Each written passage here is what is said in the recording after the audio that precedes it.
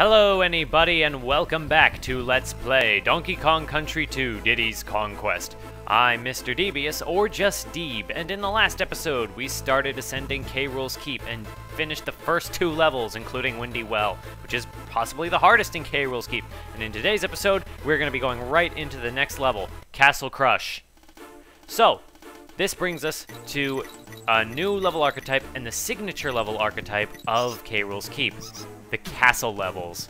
And let me just say that this, even though we're in an auto-scrolling level, I love this level type. This is possibly my favorite level archetype in the game. Now what I should have done there is I should have saved that DK barrel, because if you do that, if you save your DK barrel, you can get rid of that guy.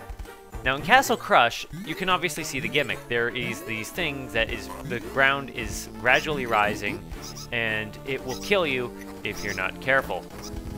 And now that we're Rambi, though, we're going to have an easier time. Without Rambi, this stuff is a lot harder. We're not going to get to be Rambi forever, but it's long enough for it to be pretty cool.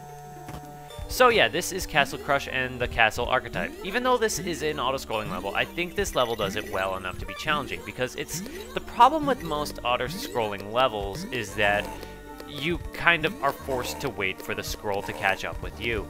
Whereas this one, while that is kind of true that you do have to wait for it, at the same time, it's fairly rapid, it's fairly fast, and it keeps you moving and has you constantly doing stuff, so that's good.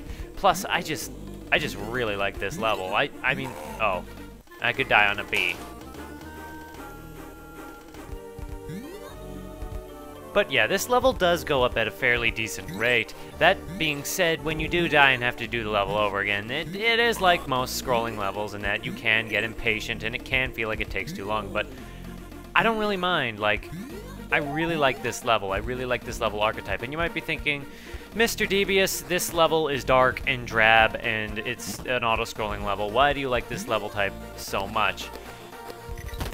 Well, we're not really going to hear it because we're going to go in the bonus, but I really like this spooky ascent. I like how most of the levels in Rool's Keep are ascending to emphasize the point that you are climbing the island. This is the last climb, and just as an addition to that, I really appreciate the music in this level. I think that the name of the track for the castle is Crook's March, and it's probably it might be my personal favorite track in the game, and it's quite long, so we didn't really get to hear all of it, or maybe we did, but before we got into that bonus, but it has a great progression, and whoa, that's dangerous.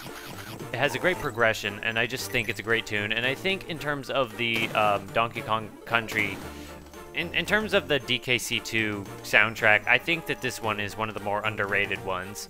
Now here we're stuck kind of waiting for the floor to catch up with us, but I would advise taking care of that so he's out of the way.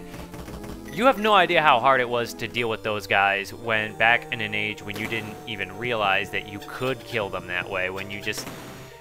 Oh, and by the way, you want to come over here and get Squawks. So now you're Squawks, who can do this without having to go through all those crooks. Crooks are the hardest parts of these levels, so it's appropriate that they name the song Crook's March, but this is probably my favorite track in the game. It's maybe not my favorite. I know what my favorite is. And this is how we get our DK coin. You can only get it if you have Squawks, but yeah, I think it's underrated, and it's good, and I like it, so take that. And also, when you turn Squawks into TNT, you grind them down into TNT, and you get our second bonus for the stage. So this is going fairly well. I've actually played the castle levels a fair amount on my own time, so I like these levels.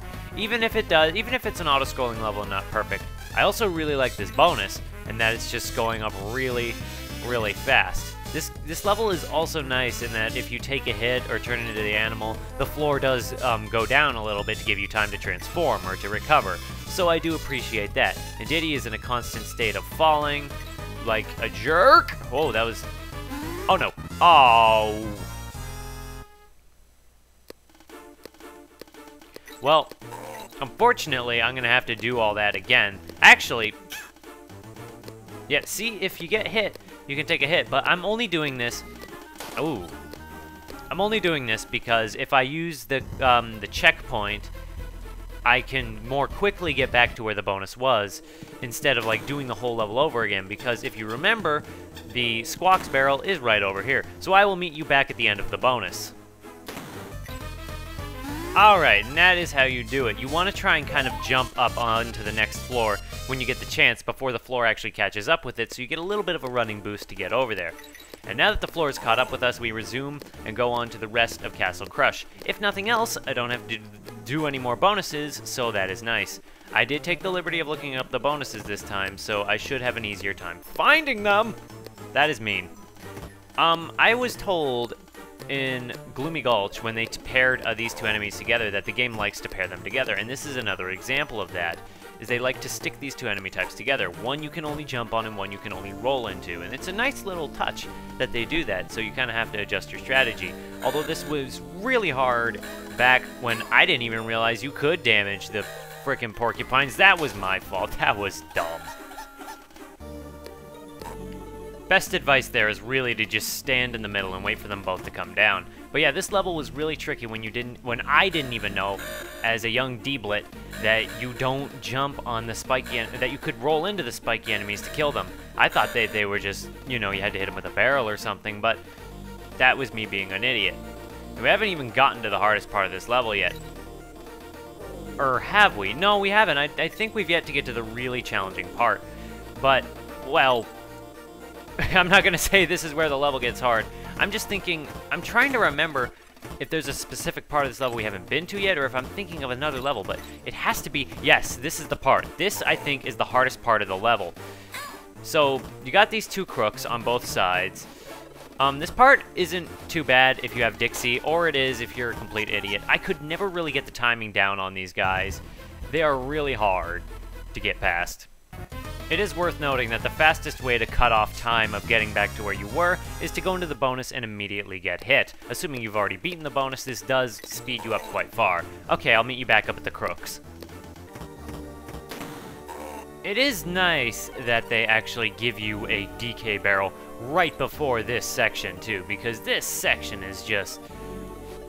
it is not easy.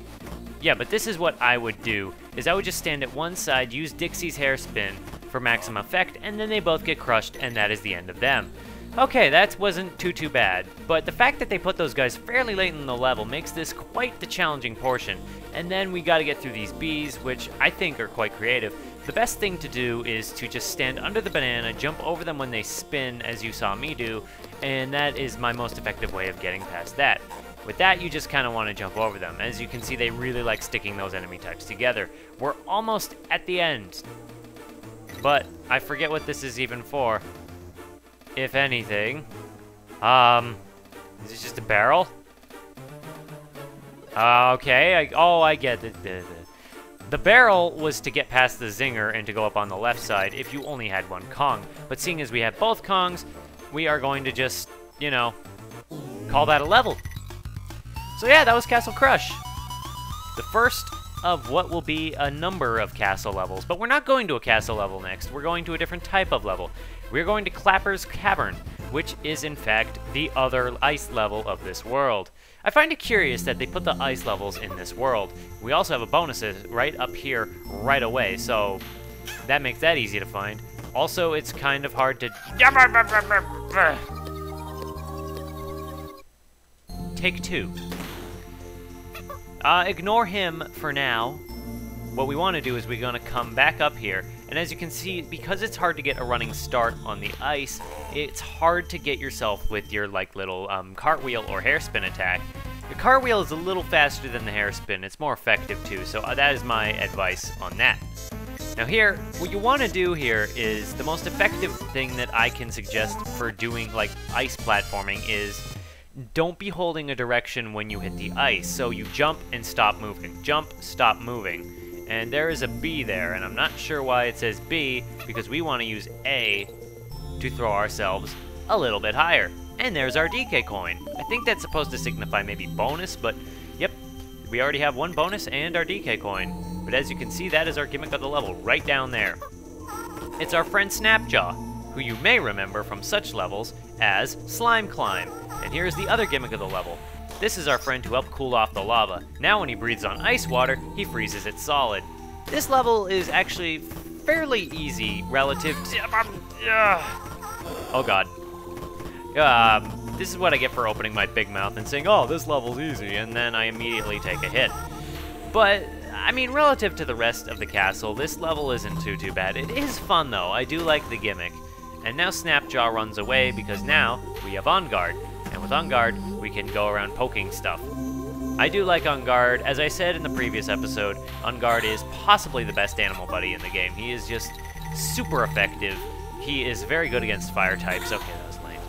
And we don't want to lose him, though. Oh, for God's sake, I hate starfish so much.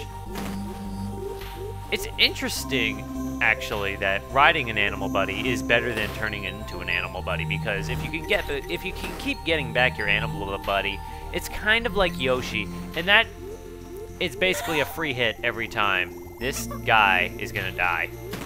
And that brings us into the other bonus of the level. We are making great time, and this is not at all like last episode where I just kept throwing myself into enemies to try and get to the end. So yeah, this is the gimmick of the level, is the water will rapidly decrease, and you want to keep going so the water does not run out.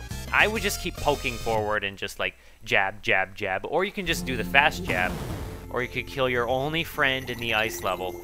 Oh. They also place these guys around. They place a lot of really tough enemies.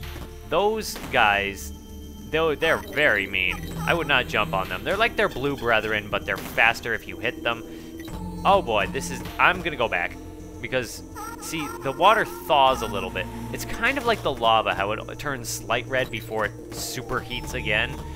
But the difference is it kind of melts before it totally melts. And oh no, everything is bad. Nope. Oh boy, this is not good times for Deeb. Okay. However, we are at the end of the level.